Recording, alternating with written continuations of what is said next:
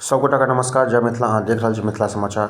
Darbhanga AIIMS का एक बेर फिर जे छै से जैसा पिछला 10 साल से जो पॉलिटिकल ड्रामा चलल, कखनो DMCH के भूमि 81 एकड़ DMCH, तकर बाद शोभन के लॉन्ग फिर सरकार बदलना 2015-2017 में, फिर नीतीश कुमार के पलटी मारना, तकर बाद फिर जे छै से 2022 के अगस्त में जे छै से शोभन पर मोहर लगना, तकर बाद जे छै से JP नड्डा का सर्वेक्षण जो हम सब पिछलो वाला वीडियो में दिल्ली दरभंगा एम्स में बने रहूँ, सर्वेक्षण के बाद फाइनली जे छै से काल्हि खना जे छै से 13 नवंबर के 2024 के नरेंद्र मोदी के जे छै से दरभंगा आगमन छै। आ दरभंगा आगमन संगे संगे जे छै से एहिठाम दरभंगा एम्स के भूमि पूजन छै।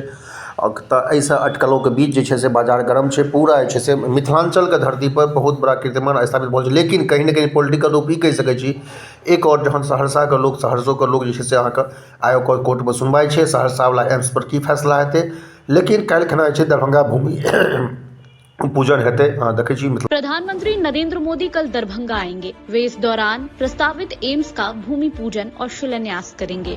2015 में दरभंगा में एम्स बनाने की घोषणा हुई थी। हालांकि भूमि अधिग्रहण और राज्य में बदलते राजनीतिक घटनाक्रम के कारण इसके निर्माण में लगभग 10 वर्षों की देरी हुई। अब इसके निर्माण पर अंतिम मुहर लग गई है। आइए जानते हैं पिछले 10 वर्षों में कब और किन किन जगहों से प्रोजेक्ट लटका रहा। 2015-16 के बजट में तत्कालीन वित्त मंत्री अरुण जेटली ने दरभंगा एम्स की घोषणा की थी।